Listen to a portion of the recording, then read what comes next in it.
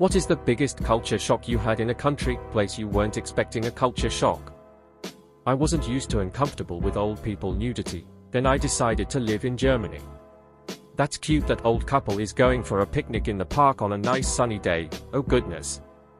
A long time ago, I, from India, flew to Rome on a professional assignment. It was my first time on a flight, my first time abroad. I expected to mostly show up at work and interact with a few people on one team. I was doing a project for Alitalia, where it was quite common for some subgroup or union to strike, and for the rest of the IT to stop work in solidarity. I'd see people in the IT department get up in unison because the pilots' union was striking, or some such, motion for me to come along, and we'd hang out in the cafeteria having caf while the strike was being sorted out. It was a huge shock to see this behavior ingrained in public sector culture in a first world country. But the second culture shock, a really lovely one, was this. I met a lot of people in the cafeteria, not just from the team, but others too. They truly embraced me. Partly because they probably took pity on me being lonely in a completely alien situation, and partly because I made a genuine effort to learn Italian and read about Roman history. I was invited to so many people's houses for dinner, even when some of them spoke very little English and their families none at all. I learned quickly that saying, "molto fame," very hungry, was much appreciated. The entire evening was centered around feeding me. I adore Italians. I was just in Finland and the streets in downtown Helsinki are utterly quiet. No honking, engines revving, or outdoor conversation. It's eerie. Oh, I actually loved it so much. Finns are so introverted, it's just adorable. I wanna visit again. The loveliest capital. In New Orleans they have little shacks you drive up to and purchase alcoholic drinks to go. I come from a state that just started selling liquor on Sundays about 7 years ago. I lived in China for 4 years. So, yeah, culture shock was a thing. I had this absolutely surreal moment though. It was early December, I was bumming around a fairly small city over the weekend. I see a bakery, which there are tons of in China, fully decked out in every December holiday decorations you could think of. Christmas, Hanukkah, Kwanzaa, even a blessed Yule sign.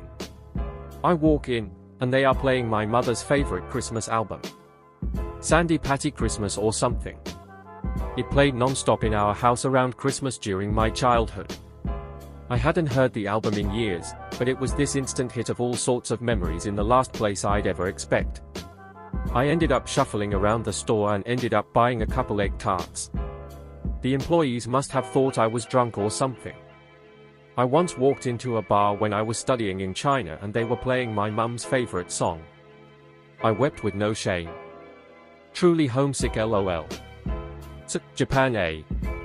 I knew it'd be different, but I didn't expect absolute silence on trains during rush hour. It felt like everyone was telepathically agreeing not to exist too loudly. In the days before phones, people would all pretend to be asleep, even the people standing up. It was wild. Everyone was telepathically agreeing not to exist too loudly. That's a pretty good description of pretty significant parts of Japanese culture, actually. My culture shock was kind of anti-culture shock. As an Aussie who visited NZ, I was walking the streets thinking, this could be any city in Australia. I probably shouldn't have found it as weird as I did, but there we are. New Zealander here. It's true. Sydney, like Auckland, but bigger, Melbourne. Like Wellington, but bigger, Brisbane, like Auckland, but bigger and more racist, Adelaide. Like Christchurch, but less racist. I just came back from Melbourne and I said it was like Wellington, but just more of everything. It's like being in a parallel universe where it's only slightly different. Like some of the brand names are different, and the ads on TV are the same with different accents. The boat from Spain to Morocco only takes about an hour. Europe and Africa are very different, in just about every way. In what way are they different? If you had to explain it to someone who has never been to either, let's say. It's 1,000 little things really. The big examples, the call to prayer isn't something you often hear in Europe. The trash all over the place compared to Europe is a shock. Seeing donkeys on the roads pulling carts. Food shopping is done on the streets and not from supermarkets. People will just come and chat to you all the time in North Africa. In Europe, people largely ignore one another. I was seconded to a steel mill in Edmonton, Canada for a while. I'm Australian. I expected the cold. I expected driving on the wrong side of the road. I did not expect the yellow school buses on that first Monday going to work. In Australia, normally ordinary transit buses are used for special school services, and I was expecting the same in Canada. Edit, my still jet-lagged brain wondered for a moment which country I was in, Canada or the US. I also wasn't expecting the use of imperial units in the steel mill. I had previously thought, Canada is a metric country, so at least I won't have to deal with unit nonsense over there. Thousandths of an inch. And Fahrenheit did my head in. I'm Canadian and we definitely primarily use Celsius, so it might have just been the mill you were working at used Fahrenheit. How different Wallen is different from Flanders. Same train went from announcements only in French to the bilingual to only in Dutch in the span of 1 hour. As a German, Switzerland. I always understood when people called Germans distant, unwelcoming, and rude, but then I realized that those people have never been to Switzerland. There's a big difference between cities like Zurich and Bern and the villages. We, Taiwanese Canadian, lived in Woollera, population 7,000 at the time, for 2 years, and everyone was fantastically warm and welcoming. Depends on a village. There are some places where people don't like outsiders at all. I live in a small country with very diverse dialects, so when I moved from my small town to the capital, just 600 kilometers, 380 miles away, I had to completely change the way I talk for people to understand me. Australian, was an exchange student in France when I was 16. Kids smoking on the school grounds was a real shock to me, as was the amount of kids who rode mopeds to school. South Florida felt surprisingly hard to adapt to as a born and bred Midwesterner. Things I considered polite, they considered hostile.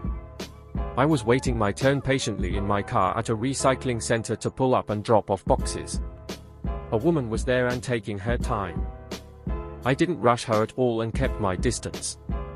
She started screaming at me and told me to go somewhere else and stop rushing her. Okay.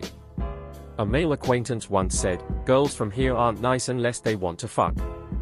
As like a warning to me? Or something? I was just like, so you don't have friends that are women? I found the impatience, the entitlement, and the culture around appearance, dating, and friendships to be soul-crushing. Very transactional. Anything to get on a boat or be near a boat. In complete opposition with every fiber of how I learned to exist as a person. I never got used to it and I'm glad I left. From Southern California. When I stopped at a grocery store in Wyoming on my way to Yellowstone, I was genuinely shocked that the cashier was nice and interested in what we were doing and going to see. It took a minuet to realize she actually cared. It was weird. Felt this way moving from NYC to Lincoln, NE. Now I'm back east and people genuinely cannot be bothered to acknowledge your existence. Was told I'm very enthusiastic about saying, please, and, thank you. London. I'm from the countryside in England and traveled to a few countries between the ages of 18 to 21.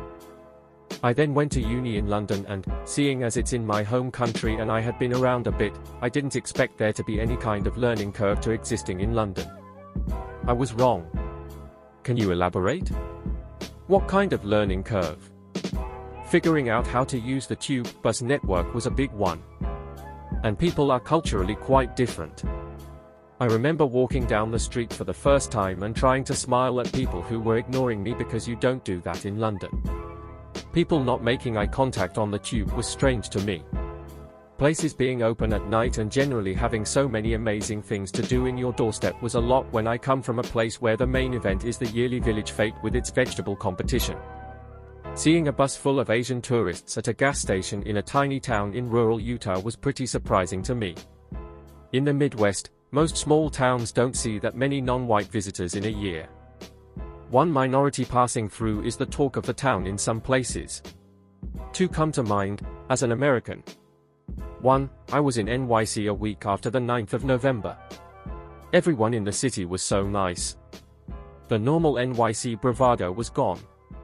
It was unsettling.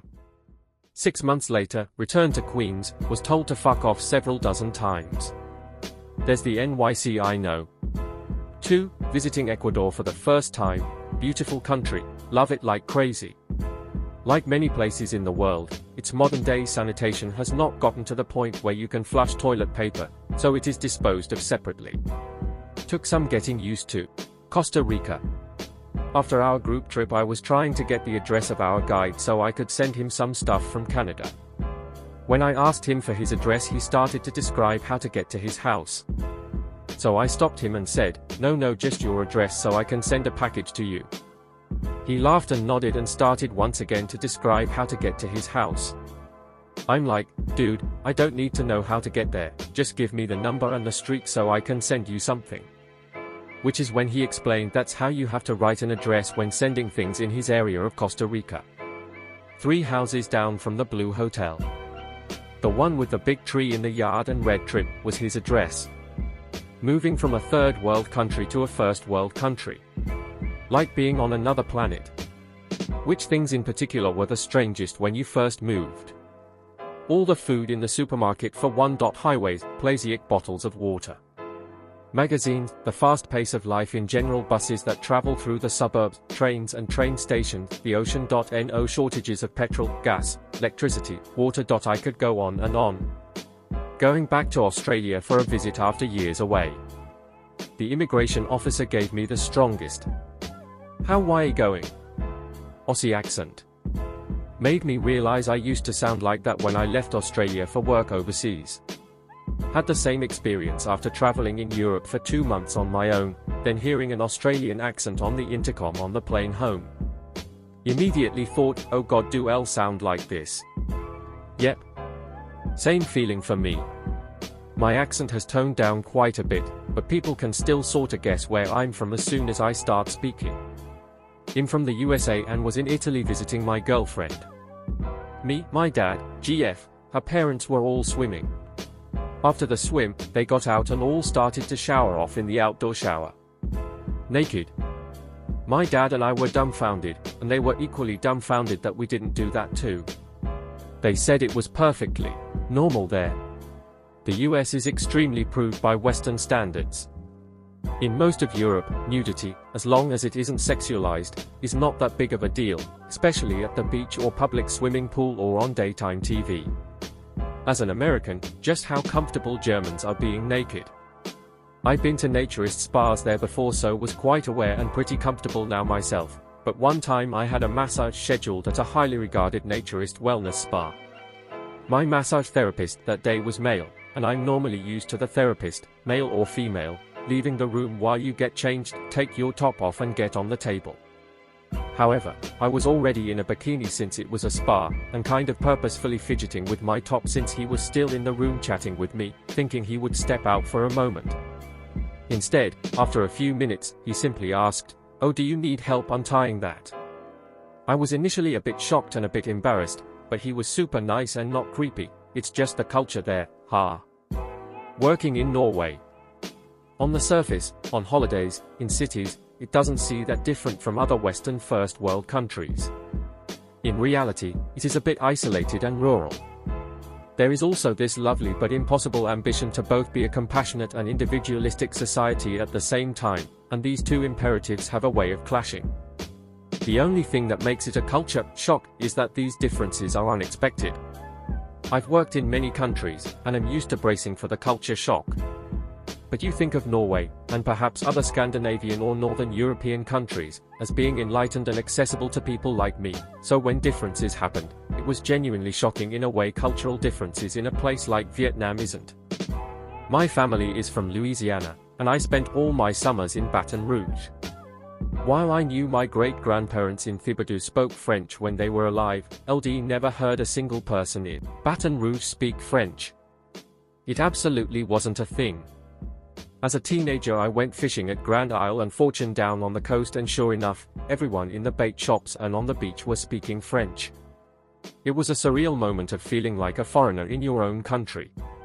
I hope the people in Louisiana can keep the French-speaking thing alive. It's so cool and unique in the US. Remember going back to the US for the first time after moving to England a few years prior and having to cover my ears because everyone was so loud.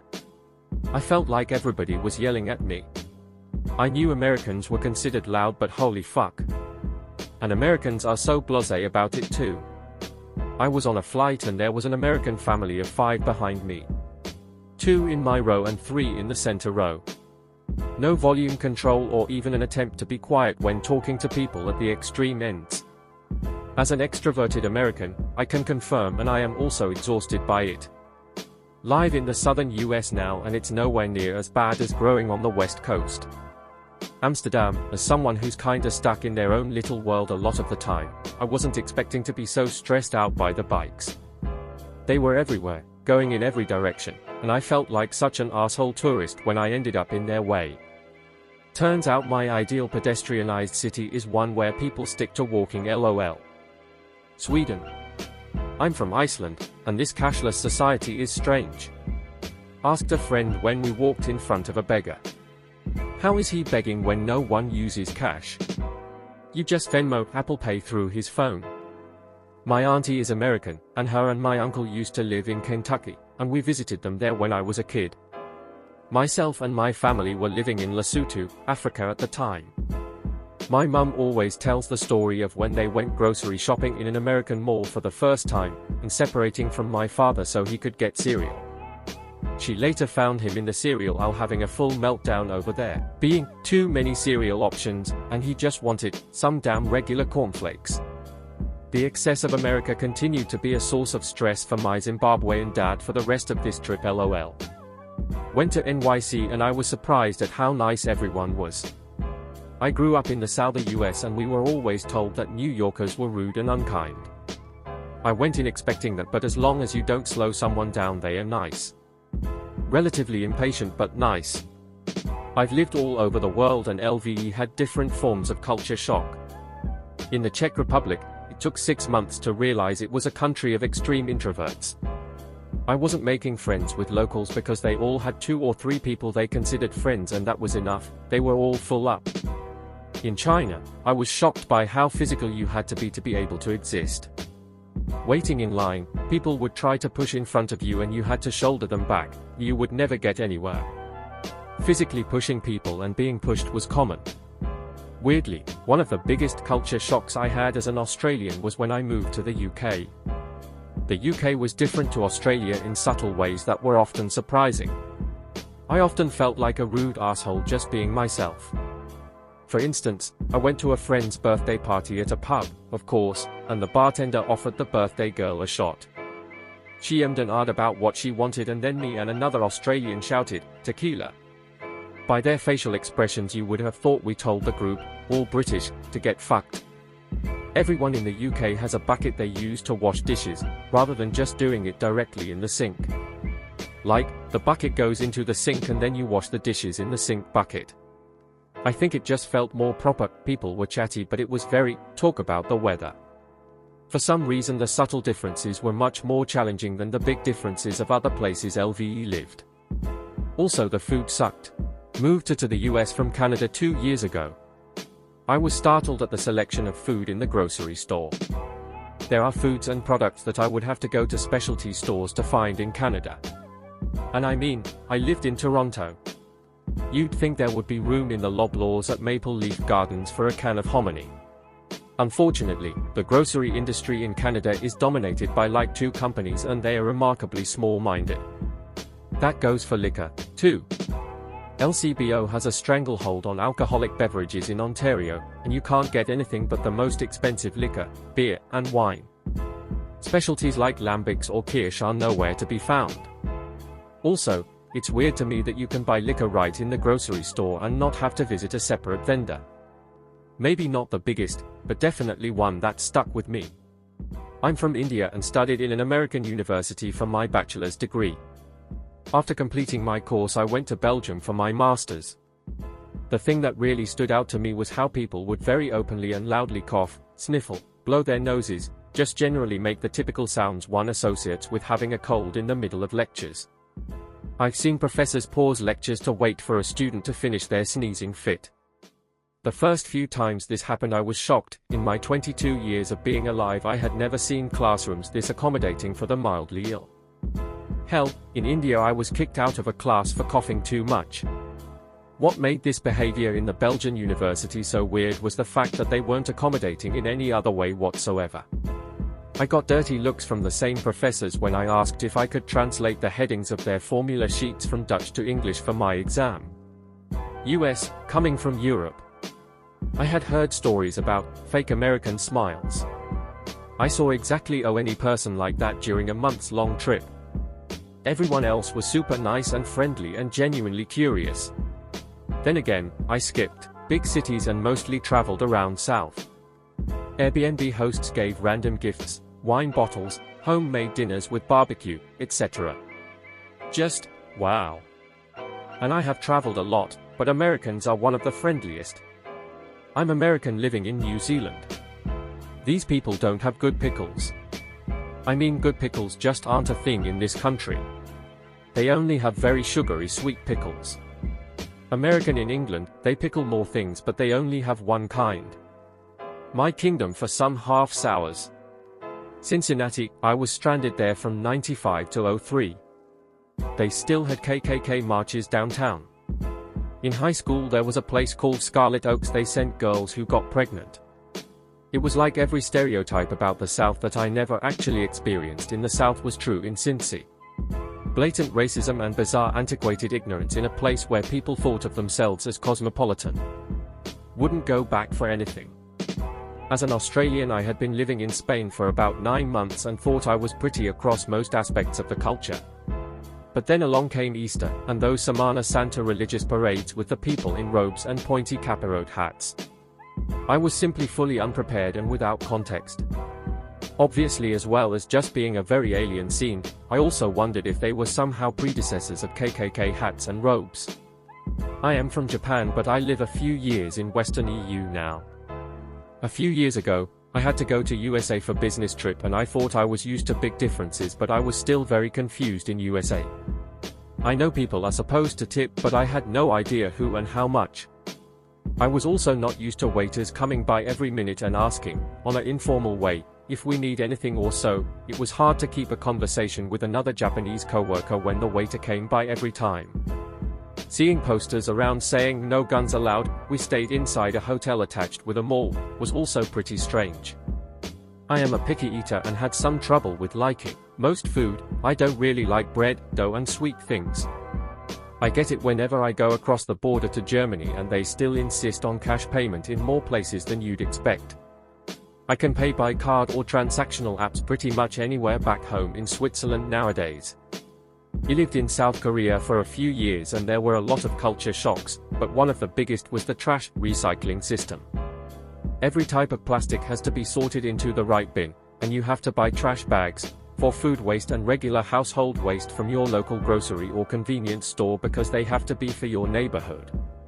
Usually the great trash recycling sorting happens in a designated area of the parking lot or a sketchy side room of your apartment building, and if you make a mistake you may get lectured by your neighbors. USA expected smiley, have a nice day, etc. No, they were rude and miserable, especially at the airport. The only friendly people we encountered were in Memphis. They were rude and miserable. That is exactly how they are. I don't know where this friendly smiley American stereotype comes from, but I can testify that is absolutely not true. I deal with them on a daily basis and my experience has been the total opposite. Germany. I've been living in the Balkans for a bit now, and landing at the Munich airport felt like I was transported to a completely different world. In comparison to Albania, it felt sterile and almost like a hospital with how quiet and blank it was compared to the barely contained chaos of Albania. If I would have flown there after living in the States instead, it would have felt completely normal. In America, "How's it going? How are you?" is a casual greeting that doesn't really merit a truthful or in-depth response. In Germany, I asked a coworker, "How's it going?" and got a detailed description of their mother's battle with cancer and its emotional, financial toll on the family. And it's not that I didn't, or resented them for letting all that out. I was just taken aback as it was 7 a.m. in the morning on a Monday. I moved from Pilot Mountain, NC to Fernandina Beach, Fluid. I am used to people being respectful and nice. People waving at strangers as they drive past, getting along and helping each other out, etc. This place is beyond rude. Everyone for themselves in Florida, and fuck you if you say hello to someone. LOL. Don't get me started on the crime in Jax. Every single day. Drive-by shootings.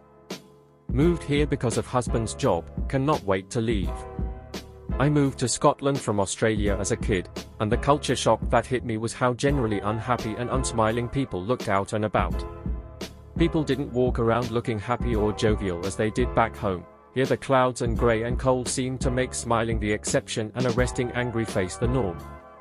When the sunlight comes out, it's like the entire population transforms and becomes kinder and happier, which, yes, I know, no shit. South Korea, the mall-style shopping opened up after supper and went until almost sun-up, and my Korean friends can function on zero sleep if they get enough food.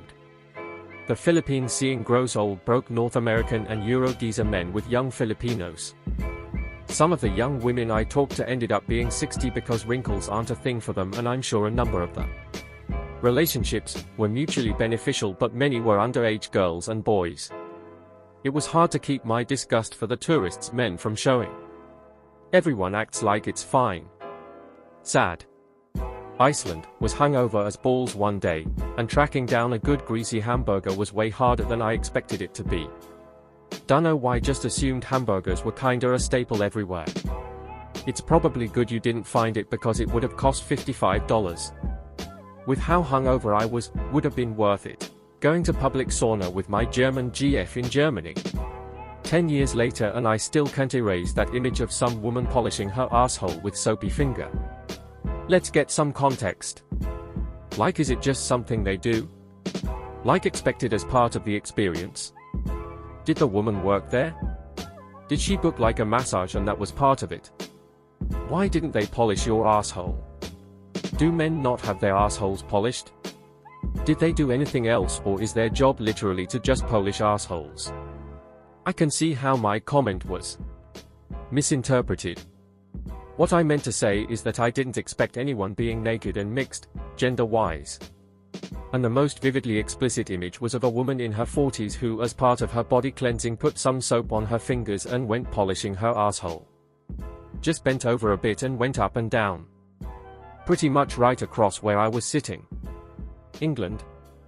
My parents are English. I was born in New Zealand and have dual citizenship. It took going to the UK to realize how much growing up on NZ has shaped me. Despite ancestry going back there for hundreds of years until it can't be determined, before records were kept, and citizenship, I'm not English. That was a complete culture shock for me. After emigrating as 10-pound pongs, originally to Sydney, then later to Wellington, my grandfather died from an industrial incident, leaving the family in a poor state. Grief, depression, no family support, inequality of women's wages, lost the house, etc. So on my mother's side, there was a really idealized view of England. Before the Troubles began. Which is what I grew up hearing. This wasn't shared by my father, who left in his 20s, and met my mother here. She understood his accent. But he didn't really talk about England at all until his later years. So it was really built up too much and never stood a chance of living to expectations. I'm Canadian, and when visited Australia, I was shocked to hear the local first-generation Chinese population speaking English with an Australian accent and not a Canadian one. It made perfect sense, but it was something I had never considered before. I went to rehab in the same state where I'm from, and there was a girl who came from Canada.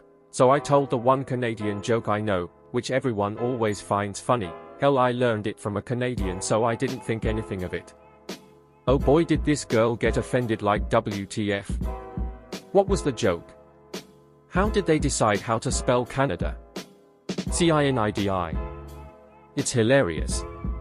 I'm from Canada and went to Israel for a month to meet my partner's family around 2011. It was a huge culture shock seeing soldiers walking around with large guns and having to put my purse through airport-style scanners at movie theaters and malls, having to go through metal detectors at tourist sites, etc. I went to Israel years ago with my partner. When we were waiting for a bus in Jerusalem, the soldier behind us was turned back talking with a pal, and his firearm thumped my partner's back by accident.